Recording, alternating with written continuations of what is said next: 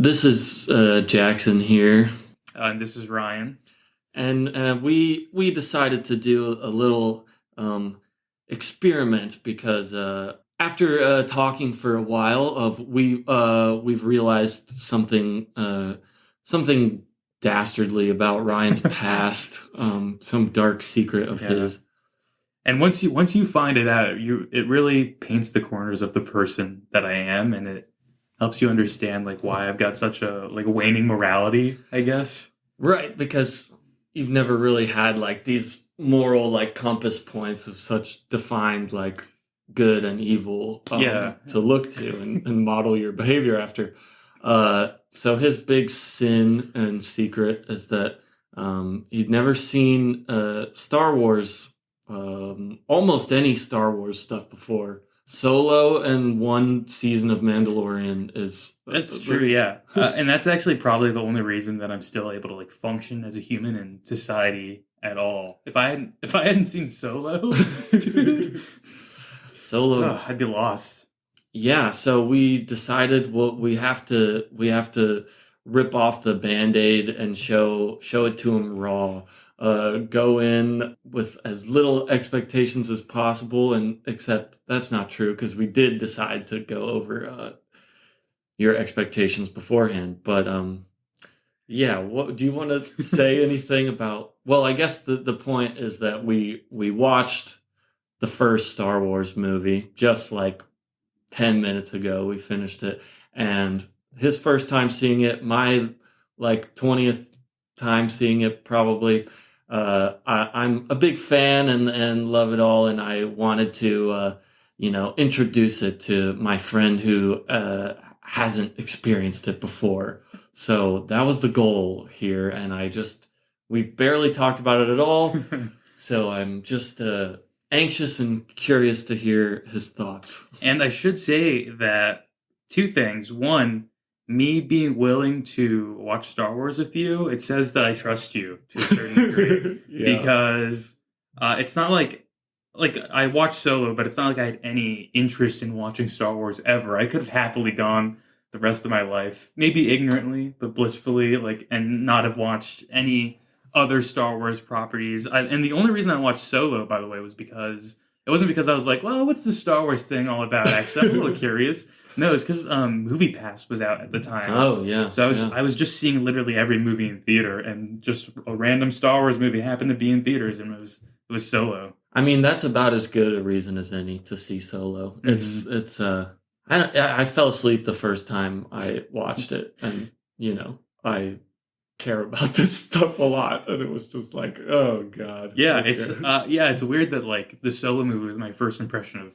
Han Solo too. Yeah, It does seem like obviously I don't remember too much from the Solo movie because one, it was like a free movie pass movie, and two, it was just a Star Wars. So like I said, I wasn't like that interested. I was just there because I like going to the movies, like, and I like the movie ambiance. But yeah, I remember like I don't know, Solo was not. He was a little more like brash in this movie than he was. Yeah. Like, maybe like he matures with age, but He's gained some confidence now. yeah, he's like I don't want to like.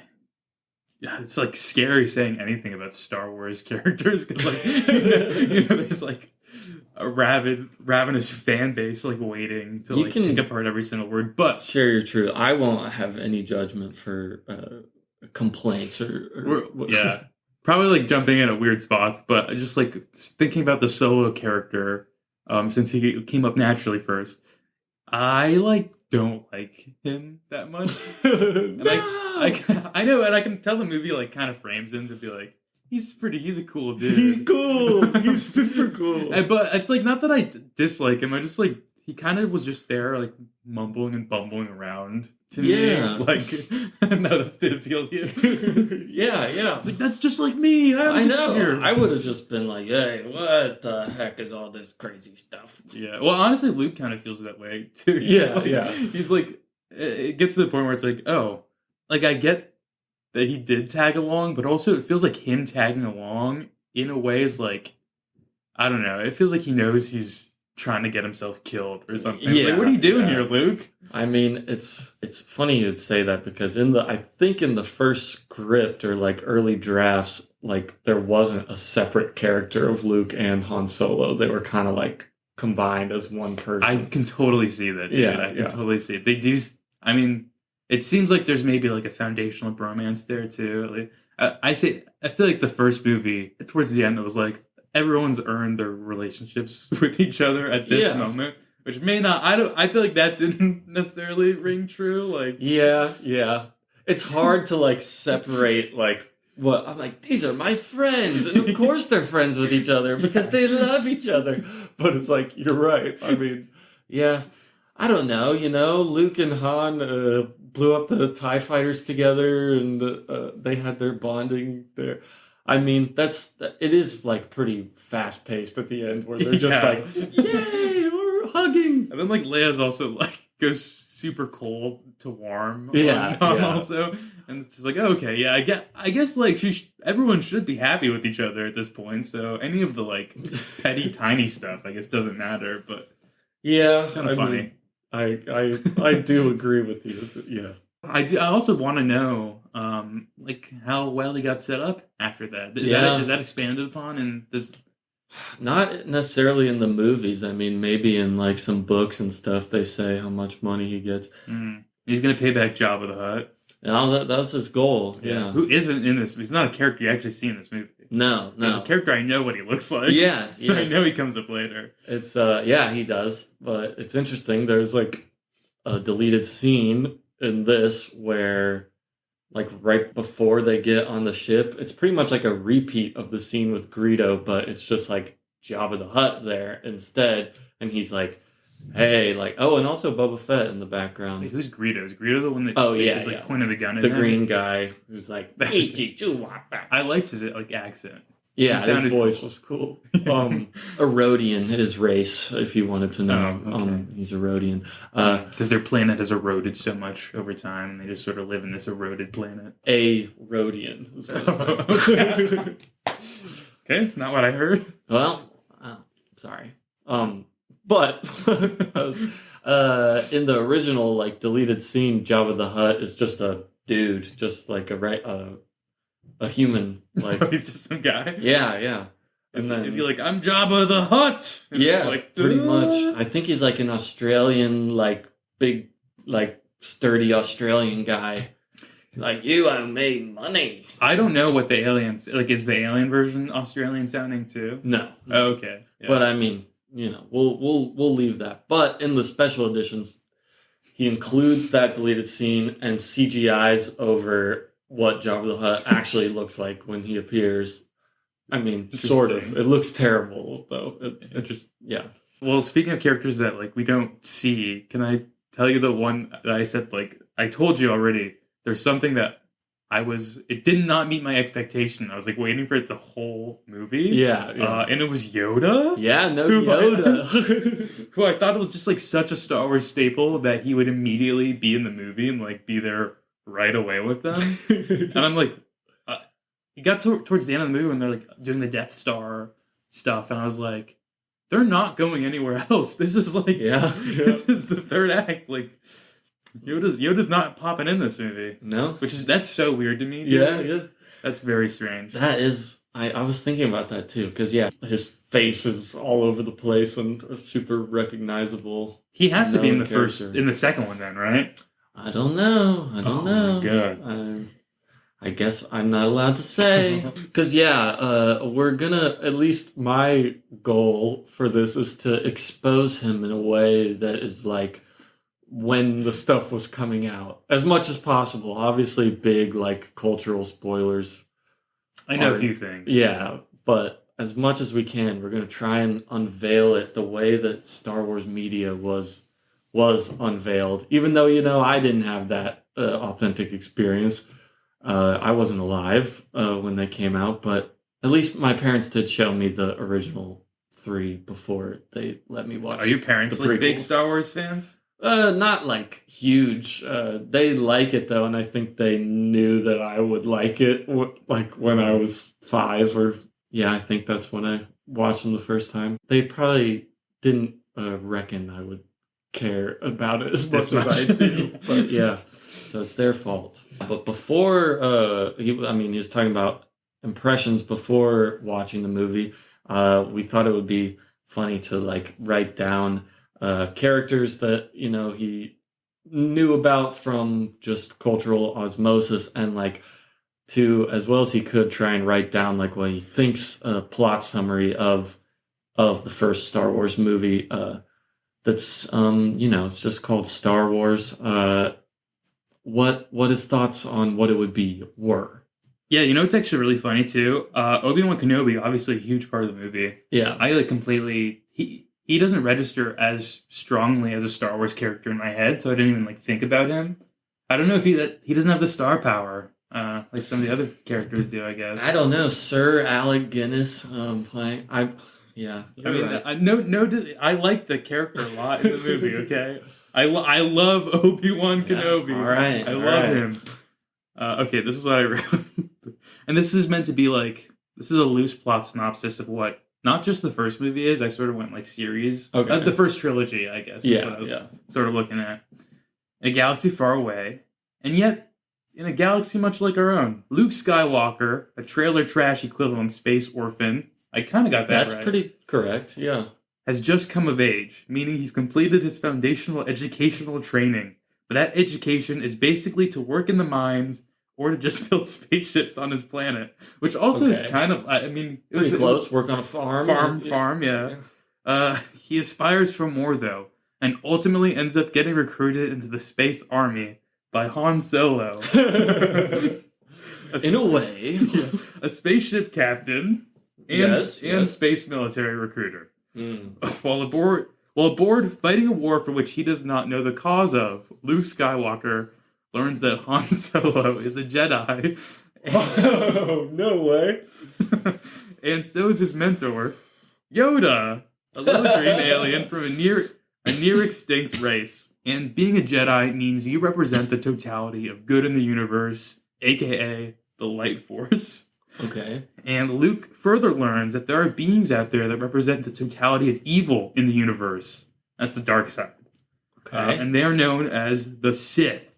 Yep. And most Sithly of all is Darth Vader, who just happens to be Luke's father, but that's the plot twist that we won't learn until later. Yeah, not in this one. In the meantime, Luke and Han Solo and Yoda have to make nice with the leader of space, Emperor Palpatine. And Who is that? Yeah. And his daughter, Princess Leia, who Luke later kisses despite her being his sister. Well, not all of that is established in this one, but Yeah. some of those things will unfold. Yeah, And she did kiss him in this one, I guess. there was on some the cheek. cheek pecks. Yeah, it was nothing too red flag raising. I think for siblings yet. Yeah, I don't know the extent of the kiss later. I've never seen it, so. Well, I mean, we'll have to just find out about that. Yeah, I don't know how long they hold it. I don't know if there is like tongue or what kind of lip locking that they find themselves in. I don't know, but he definitely wants to date her though in this one. It's funny that is almost his call to action, just finding her. Yeah, she's beautiful. Yeah. Yeah, well, that's awesome to hear. Because, no Palpatine. Well, he's referenced, I guess. They say the Emperor and stuff. It was Palpatine actually said, though? Or did that come later? Okay, I don't think so. I was listening for certain character names, and that's one I didn't hear. And I was like, oh, okay, I guess he's not. I thought he would be introduced as sort of like an overarching villain immediately. Yeah, more looming in the background type. But I don't think they say his name in this one at all. And it's interesting how interesting to me how Grand Moff Tarkin, Peter Cushing's character, is like the politician that keeps Vader. I mean, and Leia even says it I should have known you had Vader's leash or something. And it's this guy will just go crazy and kill everybody unless he has somebody who's reining him in. I thought that was I had obviously misconceptions about Vader just from him being one of the symbols of Star Wars essentially. Because one, I did not think he would have anyone sort of like hovering over his shoulder or anything like that. I thought he just had complete free reign from like I assumed like Emperor Palpatine and then like Vader's his little buddy. They're good friends, and he just lets Vader go try to win his war for him or whatever. Yeah, yeah. I mean, and that's somewhat true. I just didn't realize there'd be like other people like factoring into that equation. I think it's cool. Like, it's like just a little extra layer of like nuance to it where like I think it would work fine if Vader was just like in charge of the Death Star or whatever. Like, that wouldn't be that weird or crazy, but I think it's cool that he's not. He's like referred to as like an attack dog and stuff. Honestly, dude, I like never thought Darth Vader was that cool, but he's pretty cool. He's honestly. pretty sweet. Yeah, I feel like him being a symbol of Star Wars kind of does him like a disservice. If you don't know like the details of him, I guess. I feel like, yeah, just like the amount of like bumper stickers you see of him kind of takes away the mystique and the cool factor. And like I guess I've seen like so many action figures of him. Yeah. I've just seen him like plastered everywhere. Yeah, yeah. I mean, and it's such an awesome design. Like, I feel like it's understandable why that's like so iconic. It's just like a crazy cool helmet and stuff. But when you try and be like, oh, how do they introduce him in the movie? Like, this is like the first time I'm seeing Darth Vader. Like, holy shit, he's crazy. Yeah, you can tell too that he kind of does just, I guess like they said, he's embraced the dark side. Because one of the first things that I noticed, like when you see him, because I was paying special attention when Vader was introduced, which obviously it's right in the beginning too. Yeah, yeah. But right when he comes on that ship, he like just looks down at the dirty work of like the stormtroopers that came before him, like all the people they just like shot. I don't know. He's interesting. Yeah, he's just like, okay. And then the first thing he actually does is like snap a guy's neck and throw him across the room. Captain Antilles, no relation to Luke's friend Wedge Antilles, by the way, which you might have thought like, oh, it's a fictional universe, like people with the same last name, probably like related to each other, but no, they just both have the last name Antilles. Wow, that's commitment to realism. Yeah, like that's just there's people with everyone's last name. Basically. I know, it's crazy. But yeah, I mean, I guess we don't have to go like scene by scene or anything, but I would love to, just hear your impressions on things as they happen. I mean, we were talking about the very beginning, pretty much after the crawl. I mean, I love like it just goes from the stars down to the planet, and then the ships come in like all in one shot. The music, I mean, holy mackerel! The music is really good, although it's a weird effect. I think because I've like I watched it today after having been like side exposed to all the music and stuff before. Is that I felt like I was at an amusement park for like the first 15, 20 minutes while I was watching this, and not in a bad way, but just because like, again, all the imagery of Star Wars is so like, just like, I don't know, it's been like super corporatized, I guess. It's kind of like the emblematic problem of it. But so like, I don't see it necessarily even like, obviously none of us can see it completely fresh without any like understanding of what Star Wars was before. But like a lot of it is almost like, oh, okay, I guess I recognize that from like commercials or like jingles or like advertisements. I know. More so than from like the actual material of it. Like I told you, like the beginning of the movie, I was having like an out of body experience a little bit just because like it felt so surreal that I was watching Star Wars and it was nothing like I expected it so far. Because it starts with like you basically follow R2-D2 and C-3PO or 3CPO? C-3PO. C-3PO and C-3PO. They're like the main POV characters for a good while at the beginning. They're fun. I do like them a lot. Yeah, they're really funny. Like, that's always something I appreciate on watching it again is how funny the whole movie is. Like, I feel like, to me, Han Solo's really funny. C-3PO and R2-D2 are funny. Little like embarrassing moments that happen it just feels like real people like doing Luke is this funny. stuff. Yeah, Luke is funny. Luke is funny in a why is our kid brother here? Wait, Yeah. like, What's that light doing? Like, yeah. What's that? It's like, shouldn't we do this? Like, I know what I'm doing. Yeah, Luke, yeah. thank you. I know. Obi-Wan is funny, like just acting kind of like a crazy old guy who doesn't care about like too much anymore. I mean, he cares about like helping the galaxy and stuff, but I think he's like, I know I'm gonna die, so I'm just gonna be like, okay, here's a lightsaber. Like, there's not that much time Yeah. for me to do stuff. And okay, just like, I guess the fans at the time were also probably left like shrouded in the mystery of it, but like, did Obi-Wan teleport, or was that supposed to be him dying? Well, yeah, I mean, I guess people would. It is supposed to be him dying. Is that what we're supposed to think? Yeah, yeah. He like poofs away though. Yeah, so I mean, I guess it's not a spoiler when Jedi's die, their bodies just disappear and their clothes stay behind. Oh, okay. So, okay. Because it's supposed to be like he says during that fight, like if you strike me down now, I'll become more powerful than you can imagine. And it's like, oh, if you're killed, then your spirit becomes like part of the living force.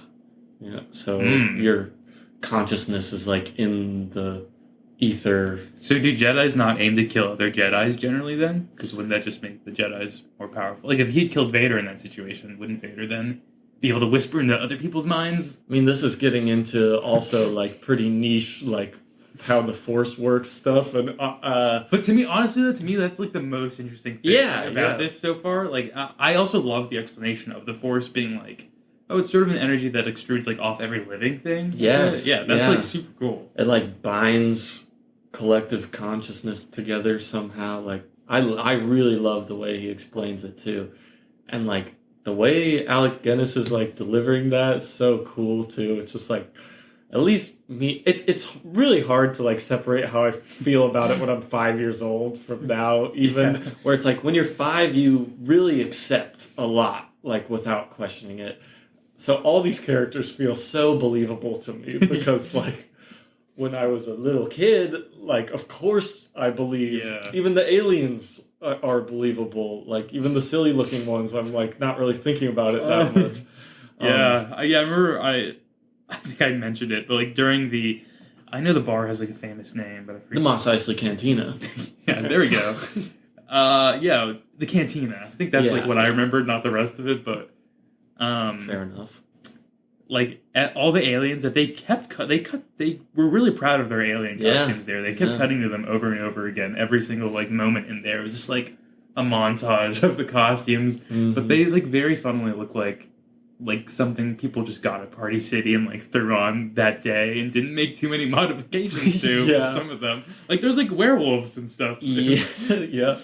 There's the werewolf guy. There's a guy who's like in a very like classic looking spacesuit, like astronaut costume. But I think a lot of the designs are really cool. The red devil guy with the horns, like, okay, maybe that's just like a devil guy, but I like that guy. Yeah. The Biffs, especially the band, the guys in the band, they look great. They met my expectations of the little alien guys, so I was pretty satisfied with them.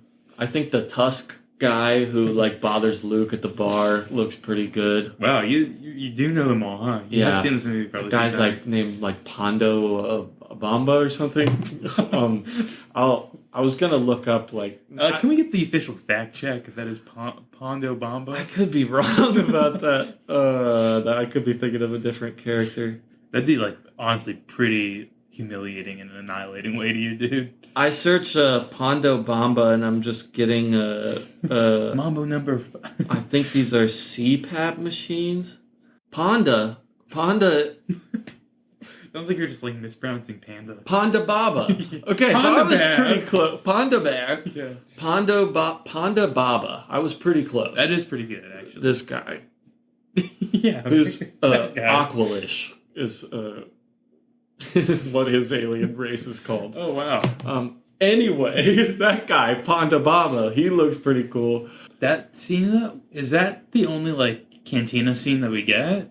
In like at least this original trilogy? Yeah. That's interesting because isn't there like I feel like I know something about like a conflict where it's like Who shot first? Was it like Han Solo, or is it that other guy? Yeah, yeah. Is that scene? That's the whole like huge controversy that like people online talk about all the time. I don't understand why it'd be a controversy, and also I feel like it's like pretty clear what happened. Yes, well, that's the thing. So I'm telling you about the special editions. The most controversial edit that was made was having it be in like self-defense. So like George Lucas was concerned, like, oh, he just murders this guy in cold blood. Like, our kid's gonna think he's like scary or something. Or like not a good role model. I don't know. So in the special edition, and this part has been edited over like multiple times, but the original way that he changed it and the original thing that sparked the controversy is having Greedo like fire from his gun real quick, have a freeze frame of Han Solo like literally digitally alter it so his neck like moves to the side and dodges the blast, and then he shoots him. So it's like, oh, he didn't just murder this guy. He was actually like, it was in self-defense. Like, doesn't that feel like unnecessary justification when Greedo is his name? Greedo. When Greedo was already pointing a weapon. Yeah, he's definitely gonna kill him there. Yeah. So, and he's also like, I've been waiting to do this. Like, yeah, things you say right before you murder someone. Han says, "Over my dead body." He literally says, "That's the idea." So it's like, okay, well, he's gonna kill him for sure. Funny, weird. I wonder why they got so in their head about it. I don't know, and he keeps changing it too. Literally, this is modern Star Wars stuff, but when it went to Disney Plus, and he's like passing it off to Disney, he's like, okay, one more change. At least this is what I've heard, that it was George Lucas's idea to make this change. Makes no sense to me. Right as Greedo's dying, he goes, "McClunky," and then hits the table. Why? I don't know. But he's just like obsessed with that little interaction and has changed That's it. really funny, dude. Yeah. Oh man, I'm glad I know that now. Really weird. That's like feels like a moment of Star Wars that is built up to be something much bigger than it is. Yeah. It's just like this random thing that happens, but I guess ends up being a big deal in the movies. Like Han Solo has a bounty on his head from Jabba the Hutt. Like, oh yeah, the bounty hunter dude didn't show up either. What is it? What is his Boba name? Fett. Boba Fett. Yeah. No, he's not. He's in that deleted scene where Jabba the Hutt talks to Han Solo, but oh really? Just in the background, like wow. unnamed. And we'll get into like I think the merchandise and stuff in a future episode, but that's kind of that. Well, I don't want to spoil too much, but that's one of the ways that he was introduced to the public was a toy before even the second movie comes out that he is like actually in. Well, I don't want to say too much. Okay, that is interesting though. Okay. Yeah. Anything else you want to say about Uncle Owen and Aunt Beru? The whole beginning on Tatooine before they leave. Yeah, I don't feel like I caught too much of what their deal is. The uncle and it's his uncle and aunt. Yeah. That he just like wanted to keep Luke there farming, and we didn't get too much information about their parents or his parents either, right? Just that like, do we know what happened to his mom? No, they don't mention his mom at all. And his dad is, his dad is dead. Yeah. Was Obi-Wan lying about that to Luke also, by the way, or does Obi-Wan not know that it's his father? I don't want to say. Spoiler territory? I know you know that it's his father. I mean, how could anybody like not know that at this point? But there are like some nuances to it about that specifically. It did season my interpretation of him though, because I was like, it made me a little more dubious of him maybe than I should have been initially. I was like, oh, he's not telling Luke everything, maybe. Yeah, but I mean, I think I think that's true about a lot of things that he does. Mm-hmm.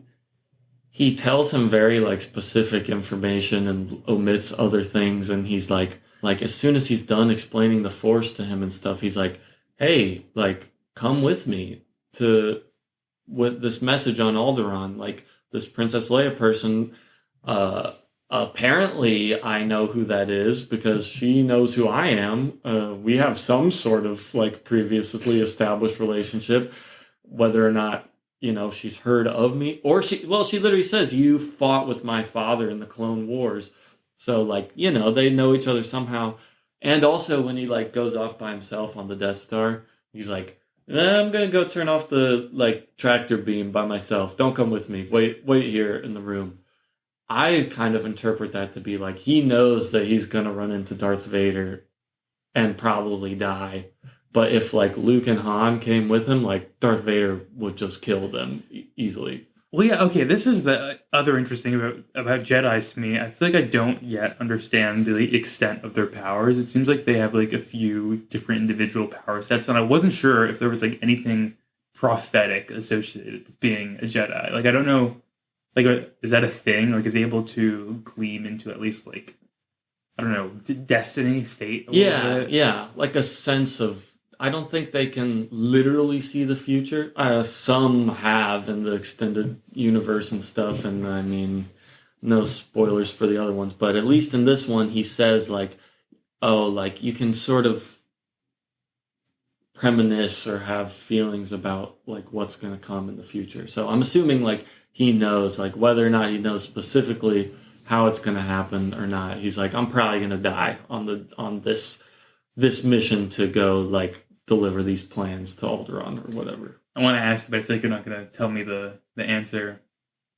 I feel like he is going to come back, but I could also see him potentially not coming back. But if he doesn't come back, actually, I was going to say it's weird if he doesn't come back because he's such a popular character, but maybe it makes sense if he doesn't come back because he wasn't that popular in the rankings of like Star Wars characters in my head.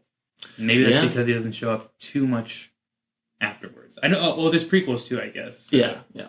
So I assume he is in at least some of those. Yeah, he is.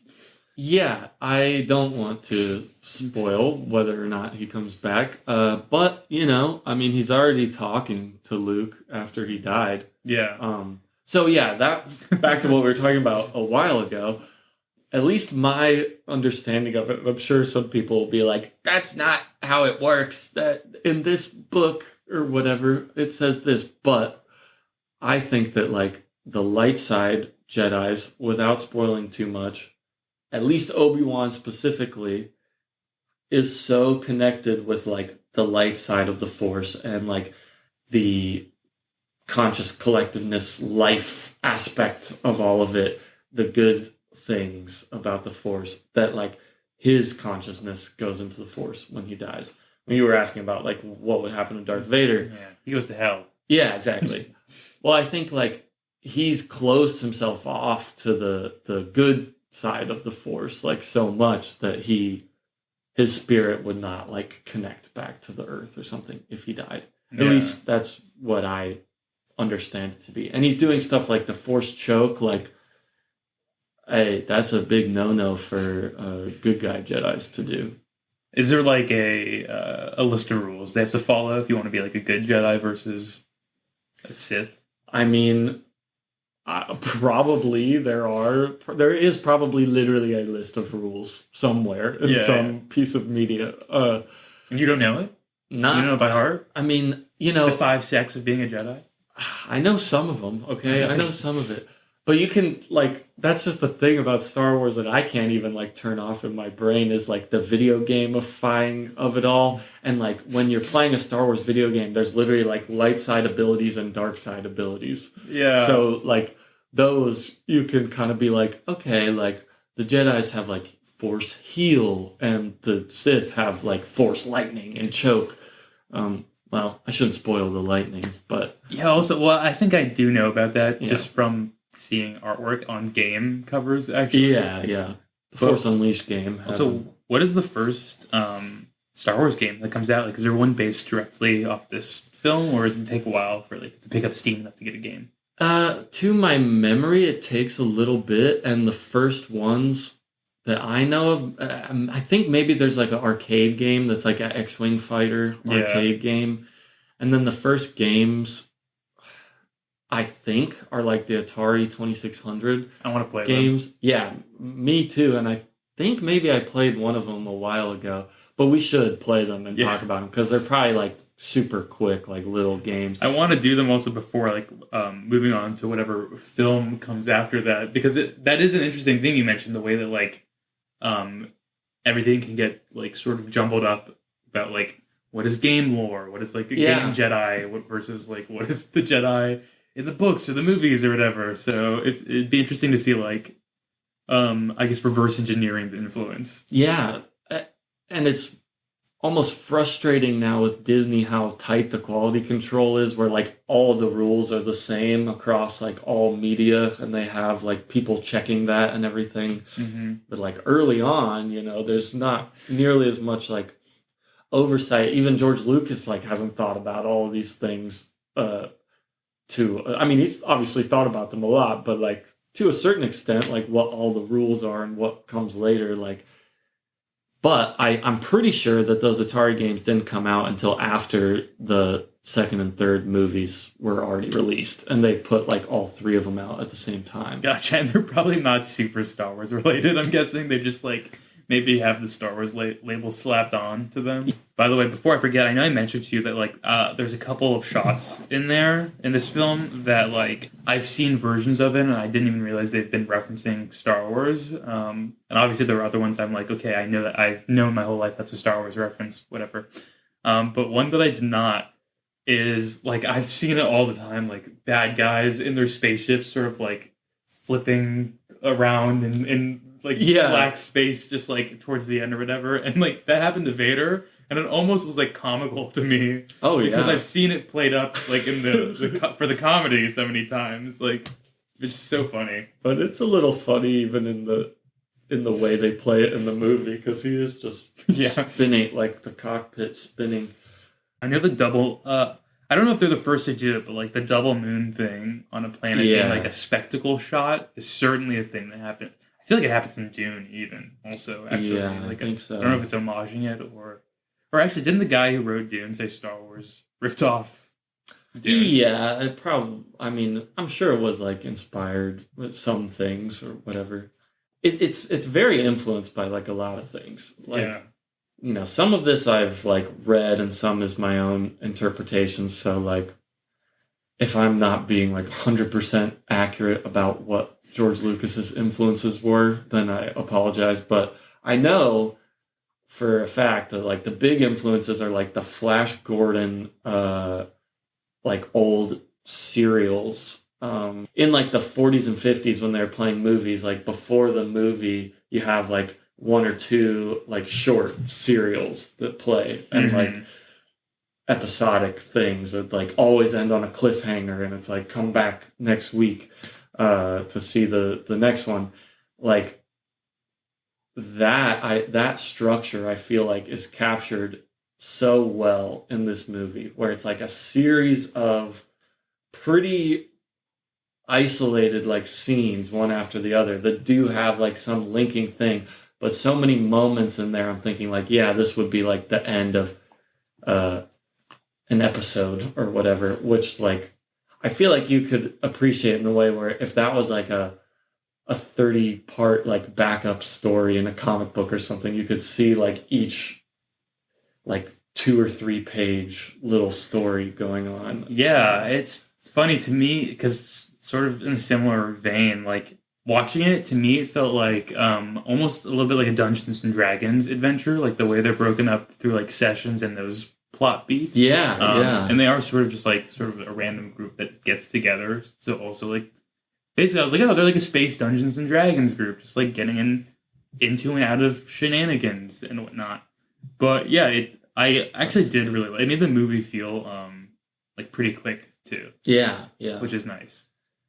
I know it's like, I guess technically over 2 hours long, but it goes pretty fast, I feel like. And like like I said, I kind of expected like so much more to be put in there, just because I have knowledge of like a bunch of Star Wars stuff that isn't on this movie. Yeah. So I kept being like, how are they gonna fit like knocking over like the giant walking droid thingy into this? Or like, when are they gonna like?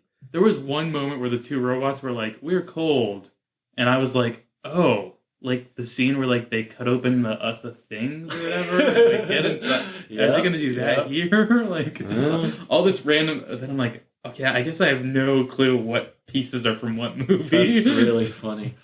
That, I mean, it makes a lot of sense though. Like, yeah, just all be conflated into a Star Wars blob. Anytime there's like a buzzword of a thing, I'm like, oh, they're doing it. Yeah, we're doing it. Okay, and then it's just like, nah. No. That's why I wasn't sure if the like who shot first fight thing was that actual moment or not. Right. So I was like, oh, I get it could potentially still be coming later. Because I also in my head I associated that moment with the moment where the dude gets frozen in like I don't know what he gets frozen in.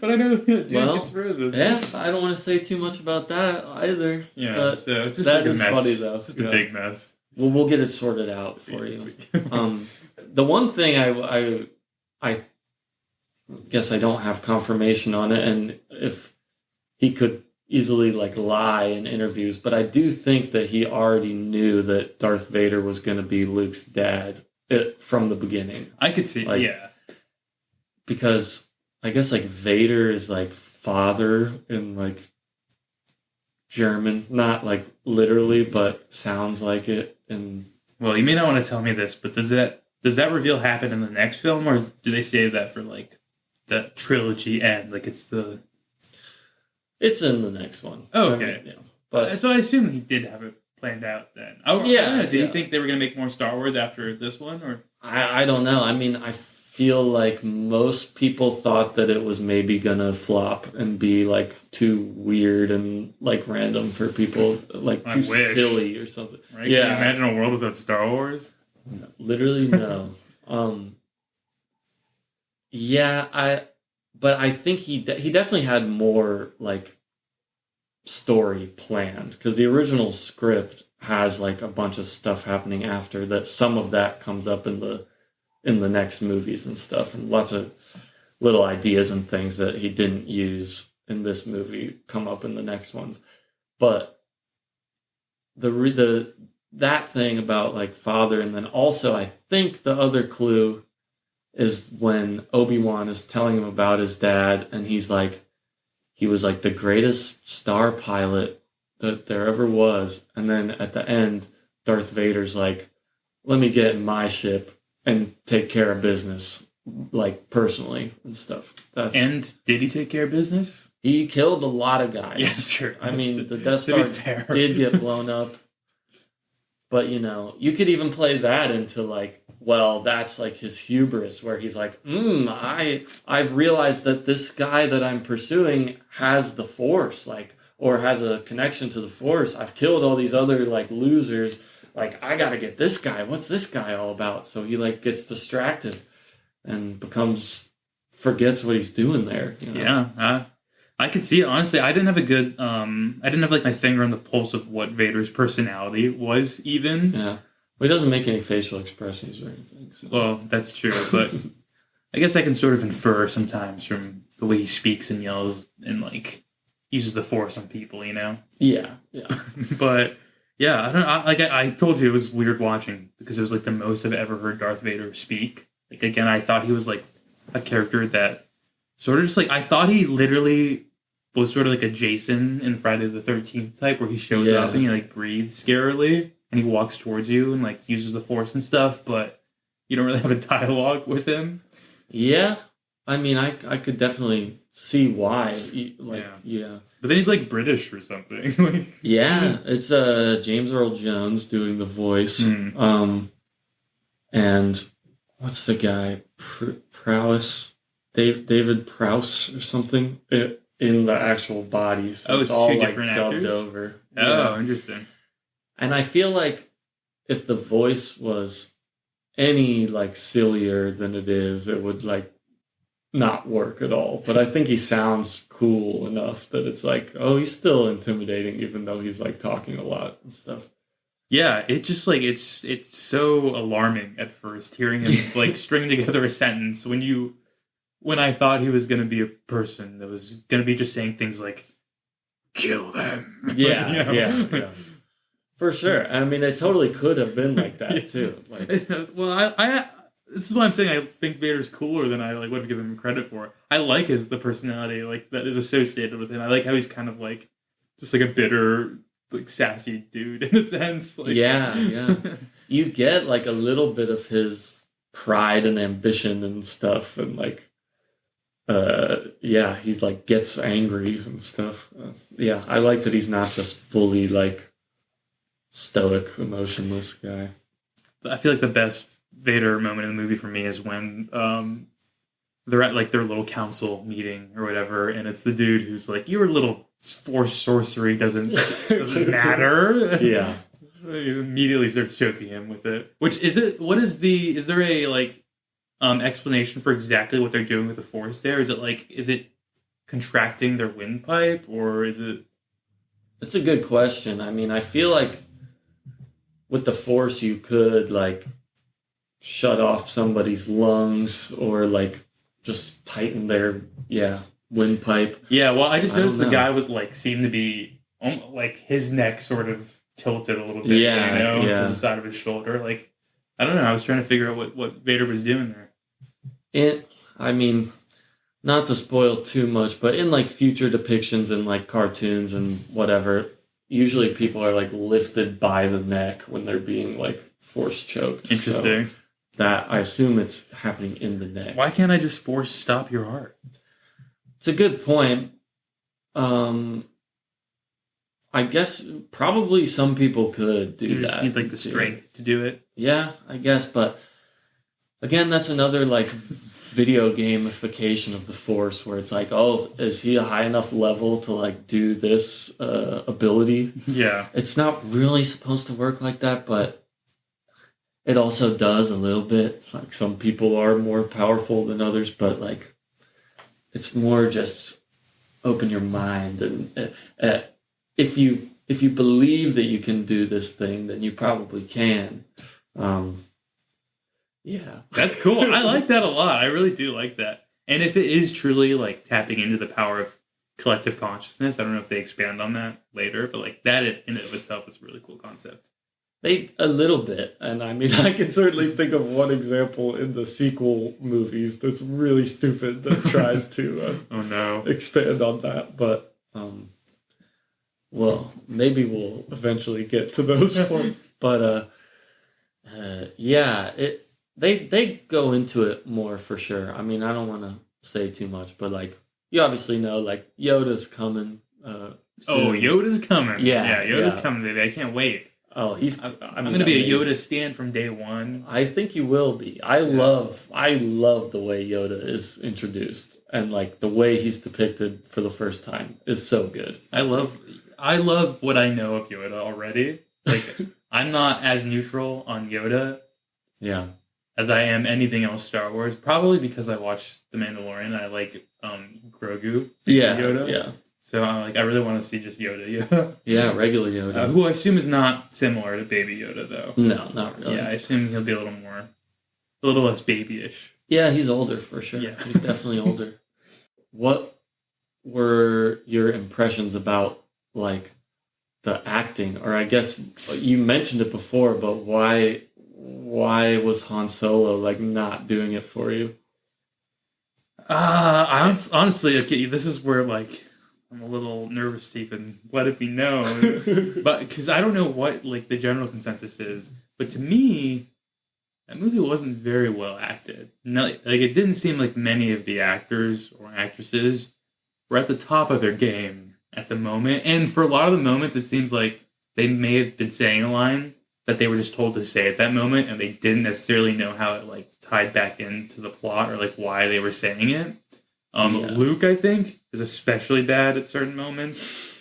And then I think Solo's bad, like Damn. a lot of the moments too. But also it surprised me. Princess Leia, I thought, like they just felt. I don't know if she got like dubbed over herself at certain points, but like it just felt weirdly disconnected from what was actually happening. So it like felt like I knew they recorded it in another room or after the fact for some of the lines. Yeah. So they weren't actually doing any of the action or had any of the intensity that would like be associated with it in the moment, you know? Yeah, That is very fair, and that is true that a lot of her lines are like dubbed over, and a lot of other people's too. Like there Yeah. was just a lot of that in general in this. That's interesting. I feel like the only thing that people would be like, "Oh my goodness," is saying that Harrison Ford isn't doing a good job. Han Solo. Yeah, I like him a lot as Yeah. an actor. Well, But it's weird. Maybe I don't know.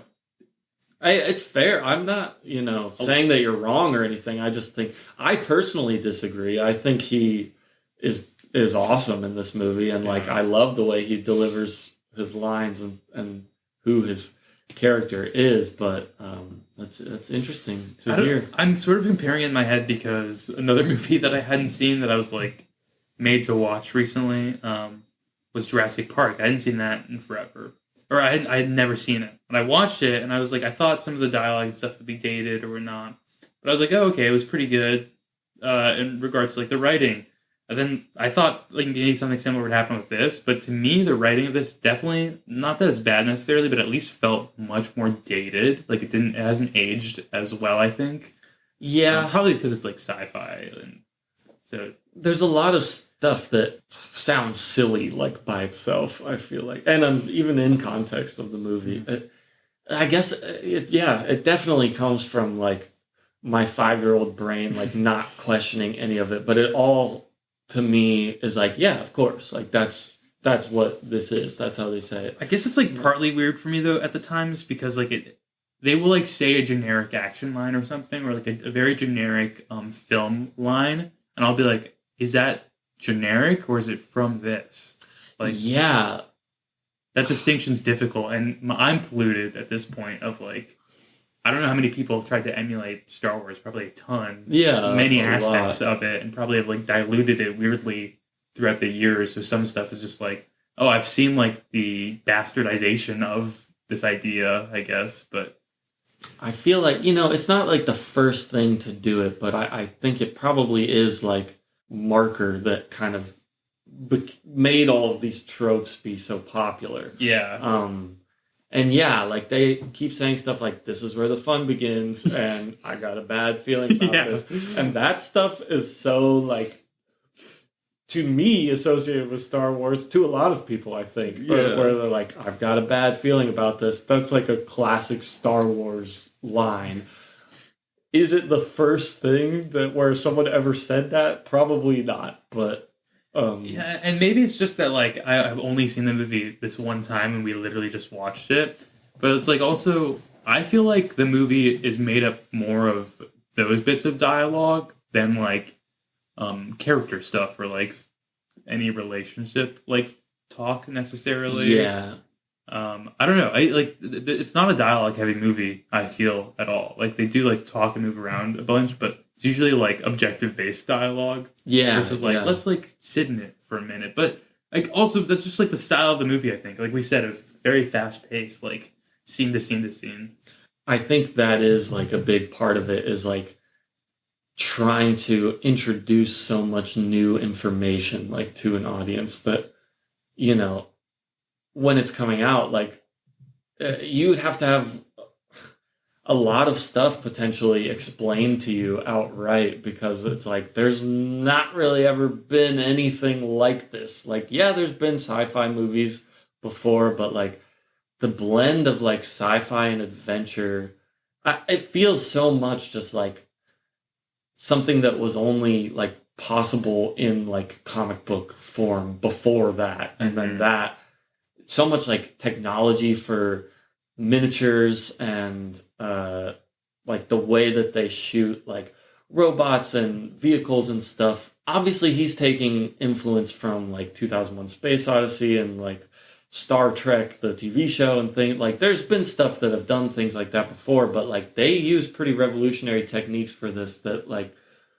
I don't think that final sequence where the X-wings are going around on the Death Star and like Mhm. going into the trench and everything. Like to my knowledge, there's nothing like that before that.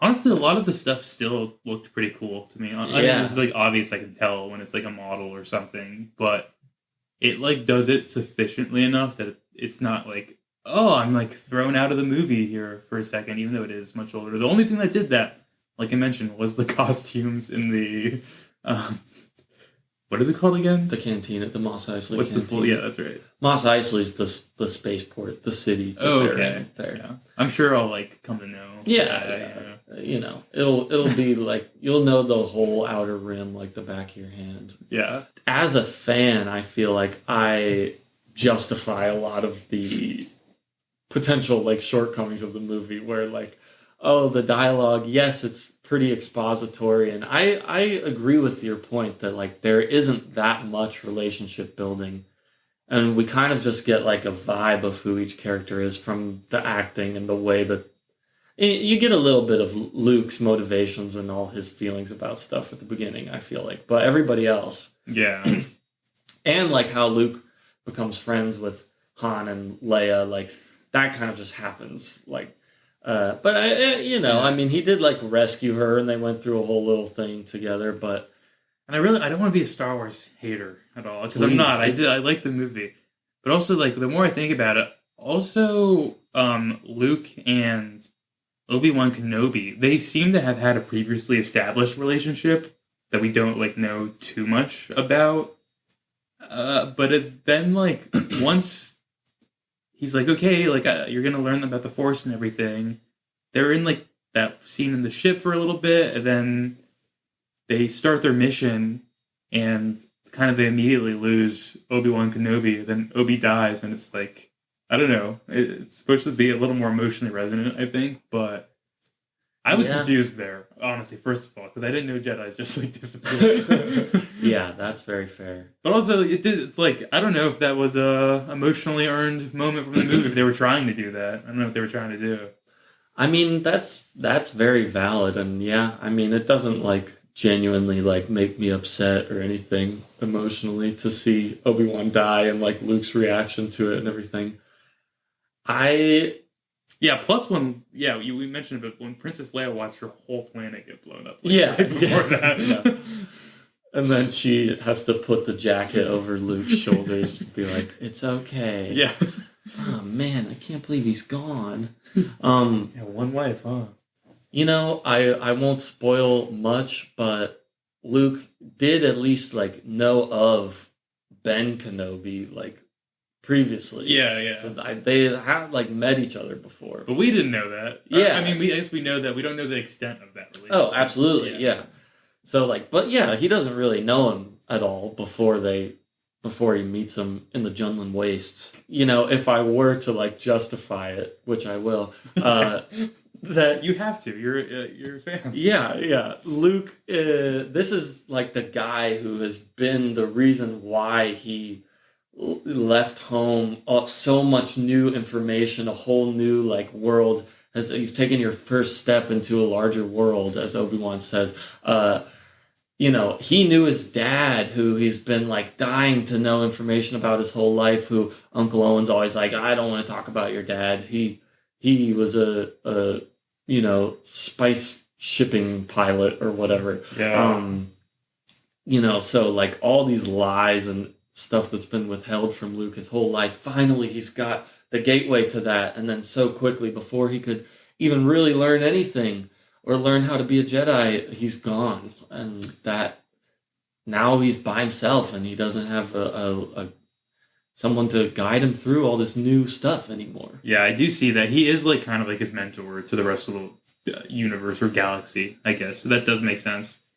But also with his with the dad thing, why couldn't he have asked Obi-Wan before? Well, I mean, you know, this is also stuff that's like established after the fact, but I think it's implied enough in this movie that it's not spoilery. Uncle Owen like doesn't want Obi-Wan to interact with Luke, and he's like, "Oh, that crazy old hermit is crazy." Obi-Wan has interacted with Luke, super sporadically. So I don't, and I think it's because like Owen has been like, "Stay away." Don't come here and talk to Luke and introduce him to all this stuff because I want to just keep him safe and not have him go off and get himself killed. And in which movie does Uncle Owen come back? Well, did you see his skeleton when the house was exploded? I did, yeah. But I also saw Obi-Wan Kenobi disappear into nothingness. And I Yeah. assume he's coming back. Well, there are prequels too, you know. Yeah, So that's well. Is the uncle in the prequels? yes, Let's go. Yeah, all right. he is. He was just the character who like I most felt drawn to. You know, Yeah, most yeah. like me. Just like a hard ass, like doesn't want to let your adopted son follow his Yeah. dreams. That's like kind of how I approach all relationships. Like I don't want to. I want to keep them close and not let them sort of explore and find themselves. Yeah, that sounds good. Yeah. I think that's healthy. Well, we talked about the acting. But okay, wait. Can you tell me? Do people say this movie is well acted? I think that most people would agree with you that like Luke, a lot of people would like critique Mark Hamill's acting in this one. And I agree with you that especially in the moments where he's supposed to be like genuinely upset and stuff, that's like a little corny and some.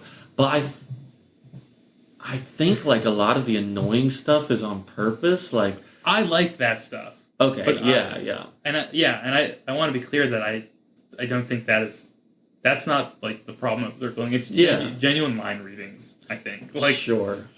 yeah. No, that's very fair. Like when they're in the cantina and he's like, "Yeah, I'm not such a bad pilot myself. We don't have to listen to this. Come on." I mean, I love it. I love the way he says that. But I hear you. I think people do think that Harrison Ford does a really good job in this movie, No. and I think so too. And Alec Guinness too as Obi-Wan. Well, I'll say Obi-Wan I think does the best acting job, Yeah. in my opinion. Me too. And then like Han Solo. But Yeah, I feel like there's a bigger jump there. I mean, that is very fair. I mean, Alec Guinness is like a Shakespeare classically trained guy. And I think James Earl Jones, even though he's just voice acting, does a pretty good job as well.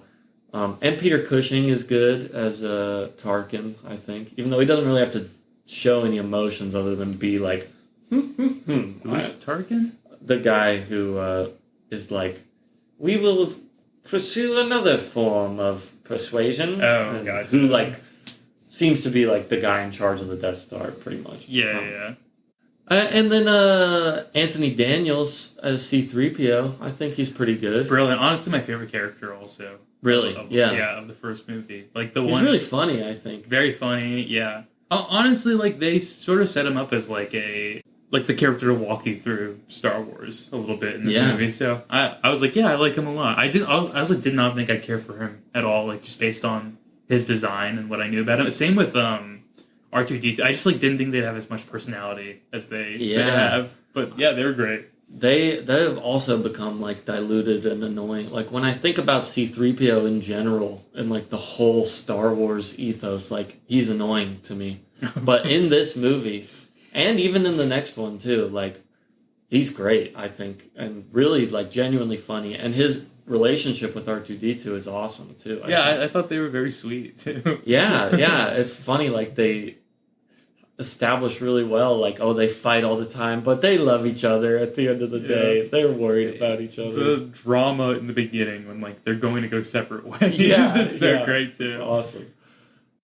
Yeah, the acting is spotty, but I think, at least I think, that there could be way worse than Mark Hamill in that Luke role, which is not necessarily like a good defense for it, but I think that like this movie is potentially so corny and stupid. Mm-hmm. And like some things about it are corny and silly, but like there's these elements that like elevate it, and I think that the acting is one of them, in my opinion, to where like, yeah, Mark Hamill has some rough moments in this one, but like still his back and forth with Han Solo, the way that I at the end of the day like believe that he lives in this world and he's not like an American in the 70s. Like, and obviously him and Han Solo specifically are acting pretty like modern, like dudes. That could maybe take you out of it a little bit. But like, again, that's the thing I'm saying about watching it when you're so little and you just accept everything. Like, I'm sure that's coloring my opinion of like, of course, Luke lives in Star Wars, and this is how he Yeah. talks. But I just think that in like slightly cornier dialogue, slightly worse acting, like the whole thing could fully fucking fall apart and be like unwatchable. That's pretty interesting to me because I almost feel like the movie, and I guess there's no way to know really, but I feel like it could work in spite of like acting mishaps or bad acting. Not that like it's overall bad acted, but it's like it just feels like it's definitely much more like a spectacle movie. I was on board with my park thing in the beginning. It does feel like a ride a little bit, the whole movie. Yeah, yeah. Um, and I don't know. I don't know. Maybe there is like I feel like I didn't get too much like meat though of Star Wars stuff to actually like bite into. Like this felt like a sampler almost of like this is the sampler of the Star Wars universe. I know there's more stuff. I know there's deeper lore. I know like there's established like hierarchical systems and whatnot, right? Yeah, yeah. I don't know. Yeah, Yeah, that's really interesting to hear that perspective, and I can totally see what you're saying. Like, and yeah, with the content that you're given in this movie, the characters are somewhat thin, like on paper especially. I mean, I feel like I know the characters so well that it's like they're still acting in character, so it's not like taking me out of it, but yeah. like yeah, like I guess they do stuff. They don't say that much, but they kind of like, you're like, okay, like Princess Leia's brave because she's like taking charge of this rebellion, and then like when they're rescuing her, like she kind of is like, you idiots, I'm gonna like do this myself. Yeah. Pretty Pretty woke moment, by the way. yeah, so actually it's like kind of a feminist movie, and Yeah. even though there's only one girl in the whole movie. It was funny seeing that though, because I mean, maybe people would. Maybe I'm not being charitable, but I was like, I feel like people would complain if something was written like that today, and people do complain when things are written like that today. Yeah, I guess it yeah. just like permeates. I don't know.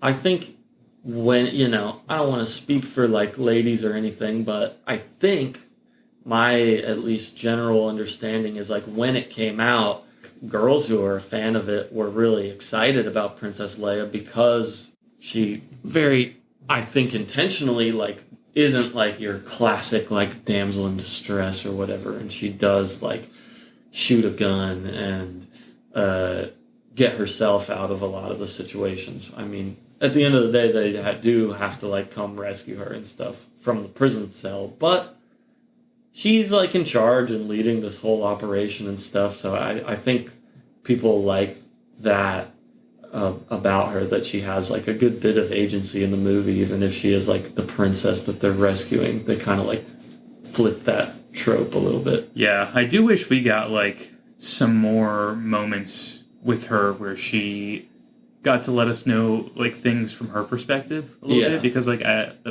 least from and maybe again I like have only seen it once, so could definitely probably rewatch it and find new things. But the moments I like mainly recall from her are like Vader and those guys threatening her, which like wasn't much of a conversation really. It was just more like, what did they do at the one point with that droid, by the way, that had like a little needle? Yeah. Like, what is the implication? The mind probe. They were trying to, get her to say like where the base was. And that droid is just like a torture droid that like injects you with, I'm pretty sure, this serum that messes with your brain and kind of has like a little bit of like a drunk effect or whatever, where you would be more likely to like spill secrets if you were being like tortured physically or whatever. It Gotcha. like lowers your inhibitions. So then they do that, and they like hurt you and ask you questions, so you'll be like more likely to. But she was so strong-willed that it didn't work on her. Yeah, I guess I understand why they didn't show that, if it was just like torture. Yeah. But I was wondering, I was like, oh, why'd they pull away from that? Almost like in the beginning of Halloween when like the camera pulls away, and it's like, oh my god, it was a child that just killed all those people. Like the camera's so horrified. I almost got that same like type of shot from this moment, and I was like, oh, they must be like torturing her pretty bad then. But then like she did not look affected the next time I saw her, so I was a little confused. Physically not affected at all. Yeah, and she seemed to still be pretty like mentally all there. Yeah, which I could chalk up to like she's really strong-willed and stuff. But like probably you would have like some kind of feeling about it if you'd just been like physically tortured. Yeah, I just would have liked to hear like her thoughts on being a prisoner there and like how long she was there for and like I don't know what she thought was going to. I mean, she knew she was going to be terminated that day, or I think. Yeah. I mean, and she's like ready to die to protect the rebel base and stuff because they're like, this will. Before your execution, a ceremony. And she's like, yeah, bring on the execution. I don't give a fuck. I stand with the rebels and I'll protect them at all costs. Like, I don't know. Like, she cared about the rebellion more than her planet blowing up. Because, like, when they get to Yavin 4, the moon circling Yavin. Yeah, I know. I wasn't born yesterday. Okay. They're like, oh, so sorry about your family and planet and all that. She's like, no time. We gotta get the plans up and figure out what's going on with the plans. She literally does say, no time for sorrow. Yeah. It's like, okay, I guess that makes sense. And I think that's, like, who she is. Like, she's walled herself off emotionally. And, like, it would be great to get a little more of that, like, actually in the movie. I think it's implied in certain ways, but it doesn't focus on it enough. Yeah, maybe that's a thing. Like the movie does introduce like a ton of characters, so you don't get to spend like too much time being like, this is this one character's thing, like we're gonna learn all about them. It's more just like little pieces. Maybe that's part of the joy in watching all the Star Wars, putting it all together.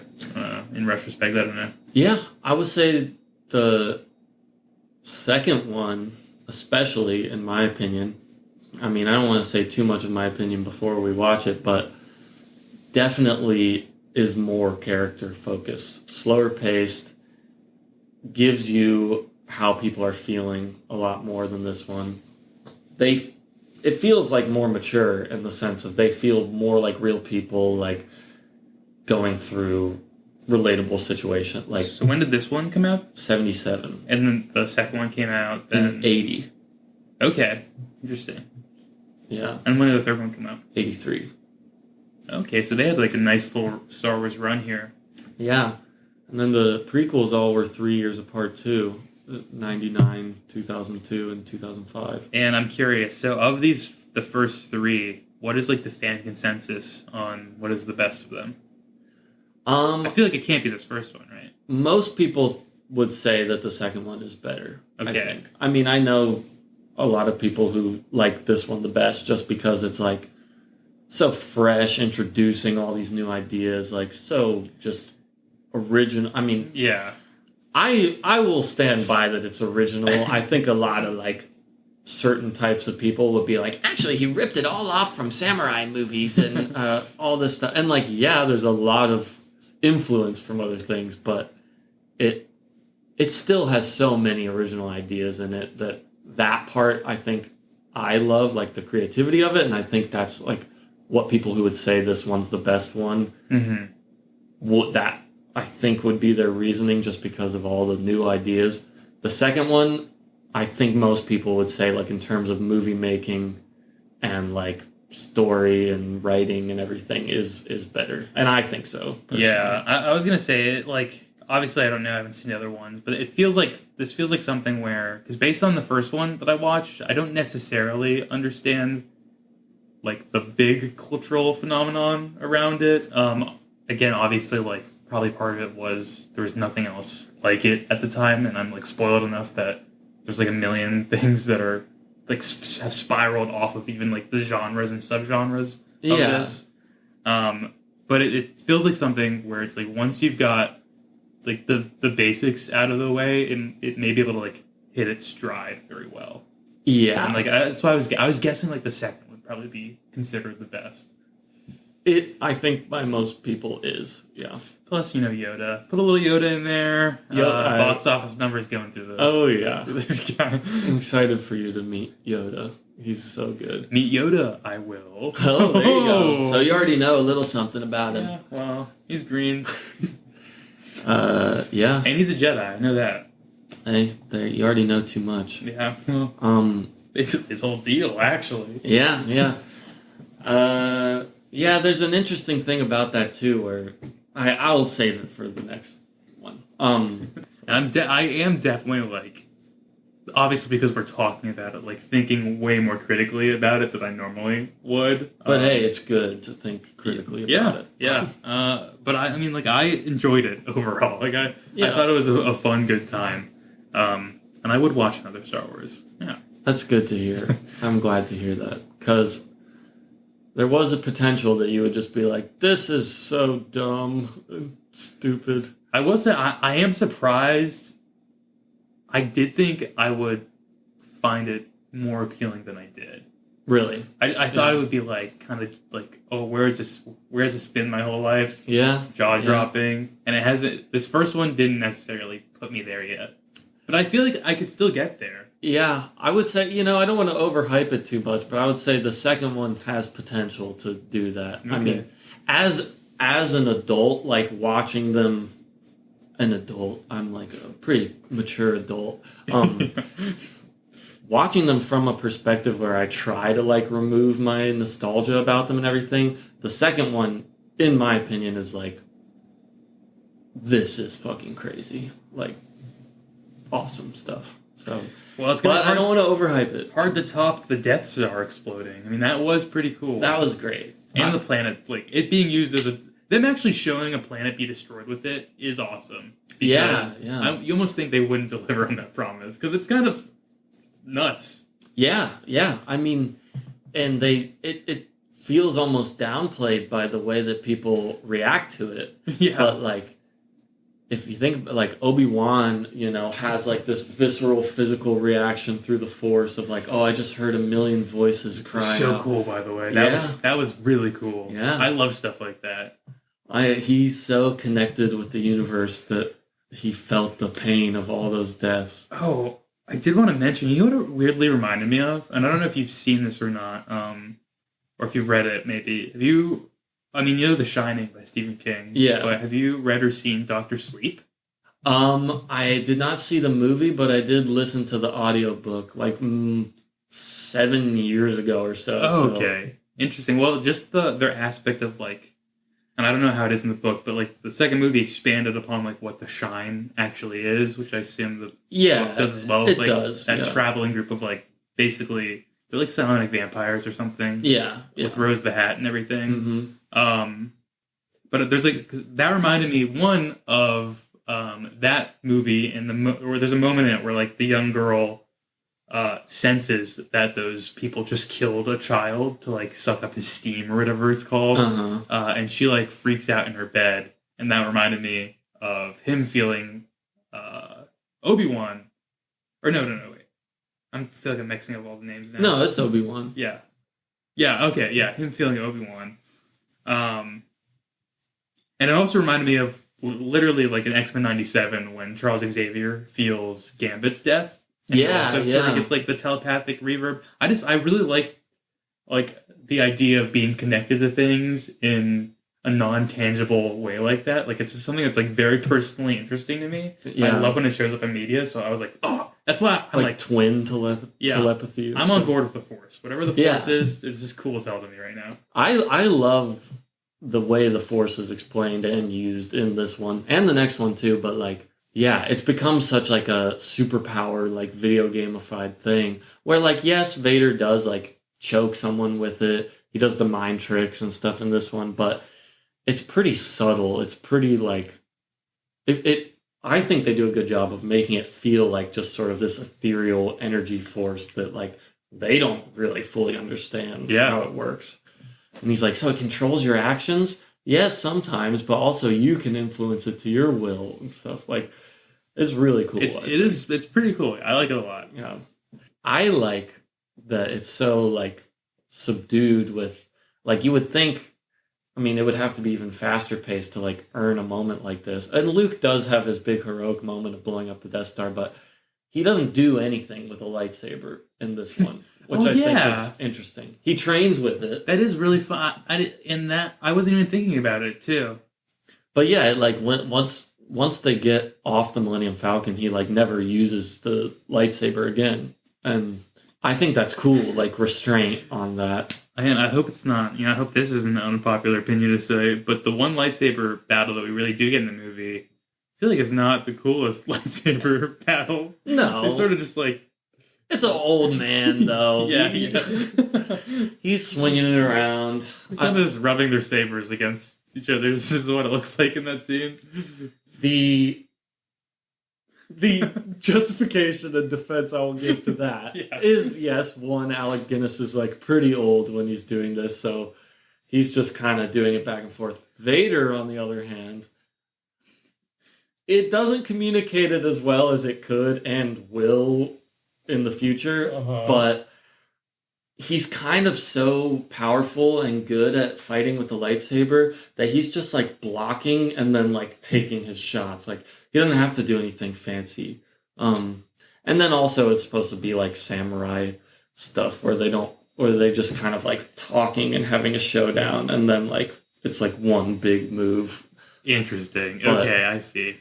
I understand what you're saying. It looks a little goofy for sure. I don't know why I had like expectations of insane lightsaber battles. I don't know if we get those later on. I don't know if that ever happens in Star Wars, but I was like, there's going to be some pretty nutty lightsaber work here. I thought people would be doing flips and stuff with them.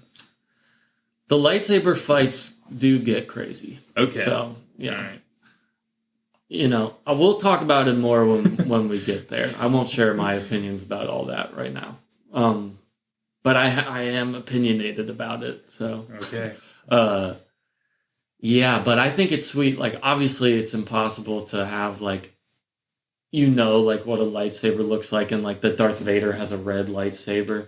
But I think that's kind of sweet the way they reveal it in the movie where like, oh, we've seen Luke's lightsaber. Obi-Wan, we know, has a blue lightsaber from the cantina. Like, lightsabers are blue. Like, okay. Obviously, we know now, like, oh yeah, good guys have the blue lightsabers and bad guys have the red ones.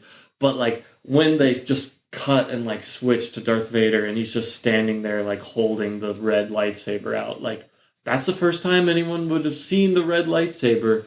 I think it's a pretty dope way to reveal it. Yeah, honestly, that is cool. And like I said, Vader has like some pretty cool shots and moments in here. I feel like, again, he's been done a cultural disservice.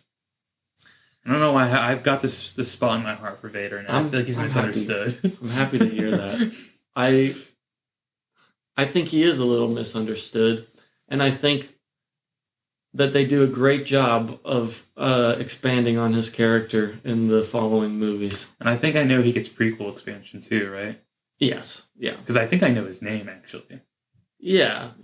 I mean, probably. Anakin? Yes, that is him. Yeah. Mm-hmm. I mean, he's a Skywalker. He's Luke's dad. I mean, that stuff is known. But I think they even say the name Anakin Skywalker in this movie. Oh, do they? Definitely in the next one. But I haven't seen that one yet. I know. I could be wrong. Oh, yeah. Little other just thoughts that I had. This is like first time I've really thought about this. The way they shoot around the land speeder, I think is pretty cool. Luke's like hovering craft that he pilots. That's the one he has to sell before they get off the plane. Yeah. Okay. Yeah. I think it looks awesome. The design of it is great. But I think it's cool. I was really paying attention to like how they frame shots that it's in. It's always like touching like one thing in the frame, but sometimes when it's not touching anything, like the back of it isn't in the shot. So it's like, oh, they probably had like a stand there holding it up in the air behind the camera. But I think like that's something that we'll really see become a problem in not in these sequels, but in like the prequels and the future stuff, where like limitations on stuff like that can be a really good thing when it comes to like movie making and shot composition and stuff. Because like the shot where it's like the land speeder poking in and then Obi-Wan's house and like Luke over here and the droids, it's like that looks awesome. That's like a painting snapshot and things. where when you can like literally create full like CGI environments and everything, that kind of stuff really gets pretty much completely lost. And like when they show the land speeder actually moving, they show it going like this, like in a circle, and it's on just like this circle track, but they just can shoot it in a way where it's like it's coming around the corner and then it stops. And it's like, oh, okay. Is there like a ton of behind the scenes footage for like the first Star Wars A movie? good bit, yeah. Oh, okay. Yeah. Interesting. I'm curious like how much people know about. I guess Star Wars is so big, people probably know everything, but about like the practical effects and everything that were utilized for the movie. Yeah, there's a documentary that came out like pretty soon after this one came out that I think we should watch. It's like a 30-minute like TV special about it if you want to. Is it from the time? Like, is it? Yeah, yeah. Oh yeah. my god, yeah, that'd be so cool. There's a like a 2006 documentary that is mostly also about the making of the first movie. That's really good, but I think it would be cool to see like how they talked about it when it was new. Yeah, I almost want to see like I probably will go watch some. I want to see clips of the news at the time, like the news reacting to this movie, and like maybe like on the street interviews if any of those exist of people like just coming out of the theater. I think they do. I think that exists because it is hard to like. It's hard to wrap your head around like a movie being like so different and like blowing everyone away. I feel like I cannot think of a movie in our lifetime that has like sort of captured that same feeling.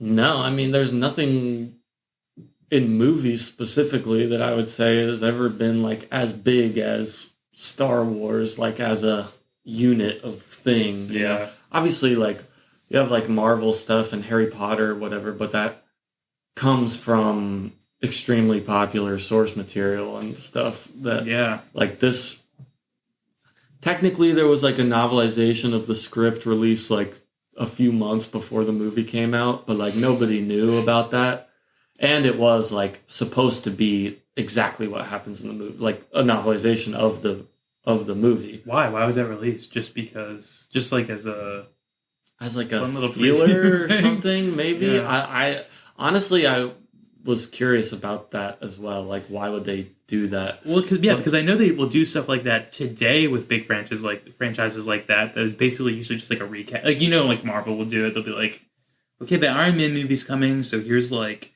the Iron Man MCU comic, which basically just like tells the same story or whatever. Yeah, I mean, I guess I'm not like that familiar with the practice of like how they would do that kind of thing with like movies in general back in the 70s and stuff. Like maybe that was common then in general. I don't know, but I do think that's weird that they would release that before them. I mean, it was released like while the movie's like being edited and stuff, so it's all done and everything. So it's not like it comes from that book, but it's I mean, I guess a select few people who would have randomly picked up that book would have known the whole story before the movie. So we should have started there. Yeah, if we were really going to be... I figured we'll introduce it in the way that most people were introduced to it. It is nuts, though, to think that there was like probably someone who picked up the Star Wars book first and was like, okay, I really like this. And then they saw there's a movie coming out and we're like, oh, okay, I'm going to go see the movie. Yeah, it was pretty exciting. I know. I mean, there have to be at least a few people who bought the book without like knowing anything. It must have been surreal for them too. Yeah, that it just blew up into like the biggest thing ever. Like, what the fuck? This science fiction paperback novel that's just on the shelf with 1,000 other like pulpy sci-fi novels. I mean, that's the thing. It like takes all of those aesthetics of like adventure books and serials and comic books and sci-fi things and like packages them into this high quality, at least I think, like product that can be accessible for the wide audience, but also is like visually represented on a scale and in a more realistic way than it ever had been like envisioned before, I think, So that I think is probably why it's such a part of why it's such a big deal. Can I ask you who your favorite character in this first movie is? Yeah, it's a good question. Probably Biggs Darklighter, the guy who gets killed last in the trench run. Um, Probably Obi-Wan, honestly. Yeah, he's Um, pretty cool. Yeah, I mean, I really like Obi-Wan, Han Solo, Darth Vader, R2 and C3PO. I like all of them a lot. But Obi-Wan is your connector to the lore and like the deeper mythos and everything. But I think those lines are delivered so well, even if they are like clunky exposition lines, that you're like, man, this guy is just like a genius. And I was literally thinking when watching just him be that role. First, I was like, I wonder where like the first ideas of like, okay, we've got this almost trope of like their wise old man, like it's the wise old man trope. yeah, I wonder where that comes from, just sort of in general. Like, is it just something like intuitive that comes with us seeing ourselves in the future, like as an older, wiser versions of ourselves? But because of that, I was like, oh my god, like I totally see that he would be a character that like tons of young boys would be like, oh my god, like that guy's so cool. Like he yeah, represents like all the coolest stuff of the Star Wars universe that I've been introduced to. So yeah. I could see him being like really, really popular, which again makes it like it's weird to me that I like don't know him or anything about him as much. I feel like, yeah, he's like not one of the main three human characters, I guess. And also, like, he's not like a design, like I think a lot of the iconography, like Yoda, Darth Vader, the droids and stuff, is because they're not just like regular people, like, or whatever, like Yeah, Obi-Wan's just a guy. even Chewbacca. Like I say, Yeah, yeah, I knew better, and Chewbacca is, I think, not even arguably way less important in the movie than yeah, he doesn't do that much, yeah. really. Yeah, yeah, but he's like a design, like a creature. So I think that's why, Obi-Wan's not on like people's back window of their car and stuff as much. But yeah, like he looms large in my mind, and in a lot of people's. I don't think I'm alone in And that. if he doesn't come back, I'm curious if we just will always hear his voice now in times of need. Like, I don't know. We'll have to see. We'll have to see. It My is prediction pretty is cool. yes. We're gonna hear some more from Obi-Wan. That's my official prediction. Okay. Well, we'll note it for the record, and we'll Yeah. see if that comes And they true. may even get like a thing. Again, this is sort of like in Doctor Sleep, The Shining as well, because I forget the person who like originally ran the Overlook Hotel, but that guy ends up just like a ghost friend, whatever ghost spiritual soul thing that Danny can see and talk Oh to. yeah, yeah, you're right. Any closing thoughts or opinions that you had about the movie, or any tidbits that stuck out, or weird specifics or anything? It's really genuinely very interesting to hear, like, what I mean, as somebody who cares about it a lot. I want to know like your thoughts about like every line and minute of it, but we don't need to do all of that. But if there's anything else that you want to talk about, I'd love to hear it.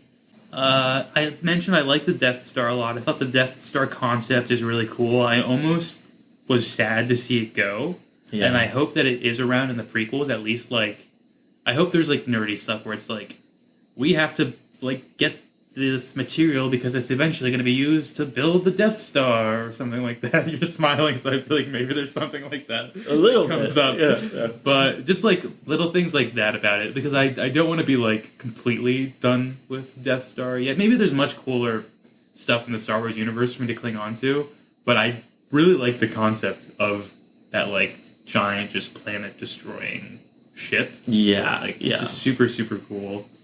I wish they almost maybe did a better job of this. One thing I was gonna say, wouldn't it be cool if the first time they show the Death Star is when Han and Obi-Wan and Luke are coming up to it? Because I get that with the pacing of the movie, that wouldn't really like make sense, and we want stuff with Leia and Alderaan to have been blown up before they get there and all that.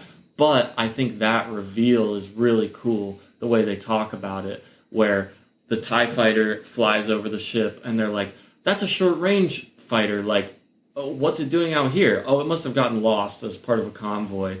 And they're like, yeah, there's no space stations out here that are close enough for it to like dock to. And then they like, okay, we're coming up on the big moon. And then Obi-Wan is like, that's no moon. And then they're like, that's too big to be a battle station. I mean, all that stuff like really hypes it up as like, even to these characters, this is crazy. Like nothing like this has ever been around, at least to their knowledge. Yeah. Like, Yeah, I do. I will say on that though, I do wish the explosion of it. I don't know. Maybe I'm a Michael Bay head all of a sudden. I wish I got to see the explosion a little more. I feel like it explodes and then they quickly cut away. But yeah, I assume yeah. that's like for effects reasons. They were like, yeah, we don't need to like Probably. showcase that. I would assume it started looking weird after the point that they cut it or something. Yeah, well, because obviously the Death Star exploding is like one thing I did know about because that gets referenced like in so many things. Yeah. I didn't know it was in the first Star Wars movie, to be honest. Like I didn't know that it was about the Death Star. Yeah, that's like the big main, like at least plot in this one is like, the plans for the Death Star and then blowing it up. Well, you heard that when I read my thing. Clearly, I had no idea like what the actual plot of the movie was going to be. Like what thing they were going to be trying to accomplish. Yeah. Just making friends with Emperor Palpatine and his daughter Leia. Hey, well, you never know. I mean, that could be... It's not all part of it, but there's some things like that. Yeah, okay, all right. So yeah, I can write a better prediction for the second one, though, honestly. I would love to now I know what you think will happen in a better sequel. stuff. And probably, by the time we got to a third one, I'm like, oh, I speak Star Wars now, baby. Mm-hmm. I know the language. I know in and out what they're going to do. Yeah. And just completely write the synopsis before even watching the movie. I really think that's a good idea. Yeah. And you should do it for the prequels, too, if we get there. That would be really funny. Yeah, I bet you could have some probably good guesses for what's coming. Oh,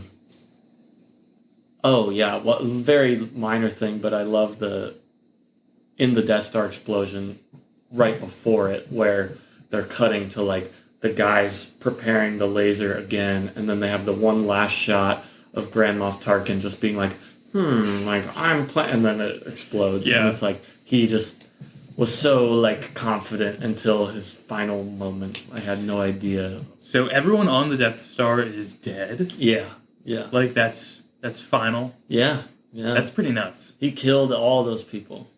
Wow. Yeah. And they probably had some prisoners on there, too. Yeah, that's true. They did have a person on there.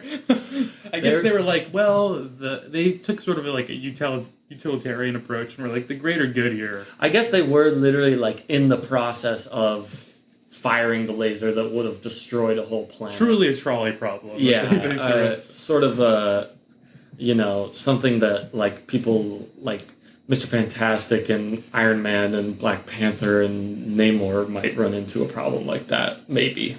I don't know. Yeah. That's what it was reminding me of, though, when they fight the Justice League analog people on the one incursion thing in Hickman New Avengers. Oh, yeah. I know what you're talking about. And then everybody's like, no, I don't want to do it. I don't want to do it. So cool. God, I love incursion stuff. What's really funny to me is, like, stuff also that became like super, super well known. Like these aren't the droids you're looking for. Yeah. For me in the movie, like that moment happens so quickly. It's just like there and gone. But it's like, oh, my ears sort of like were more alert at that time because I know that's like a well-known, beloved moment. So I was like, oh, is more gonna happen here? Like I almost like expect like those moments to be battles for some reason. Yeah. Like, okay. Like this is the big line right before a big fight happens. Yeah. No, I know. I know what you mean. And my brain is so broken to where there's been so many like references to specific lines in other Star Wars media where like the names of levels of video games will be like your first step into a larger world, or like she might not look like much, but she's got it where it counts. And then even Obi-Wan when they're at the table, he's like, we'd like to avoid any imperial entanglements. Imperial entanglements is the title of a wave of figures in the Star Wars miniatures like tabletop game. It's called God. Imperial Entanglements, and I'm like, oh, that's where they got that from. Okay. Yeah, so there's just a million things like that. I also feel like it's going to be interesting when we talk about like merchandise and marketing stuff, because I feel like probably every aspect of this movie at this point has been merchandised to hell. Like, oh yeah. Well, that's a good transition to talking about, I think, what we want to do in the next episode and the future of the podcast. We're not going to like literally cover all Star Wars media because there's just so much books, hundreds of novels that we would have to read. So I think that would be insane. Yeah. But I would like to go in as much as kind of is like feasible. So in the next episode, I think we'll probably talk about mostly like the fallout from this movie, which we can talk about. Yeah, the merchandise, the toys, I think are really interesting, and the behind-the-scenes stuff about the toys is pretty interesting.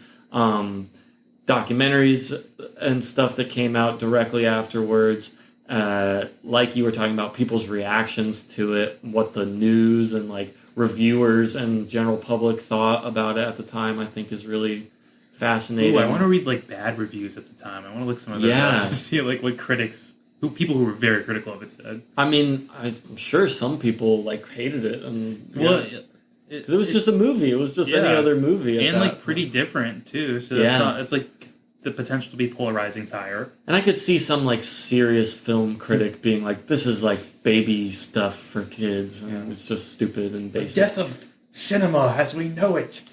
Well, I do have some thoughts on that actually, but we're running out of time.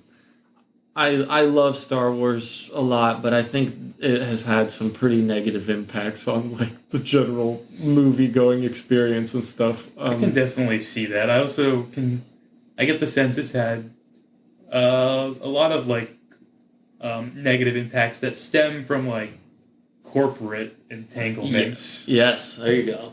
Instead of Empire? What is it? Imperial entanglements. But yeah, I think we'll talk about in the next episode toys, comics, maybe one book. Even if we don't read the whole book, we can talk about it. And then probably the third episode, we'll do the holiday special and talk about that. That's all for now. Thanks for listening, and tune in next time. Ditto.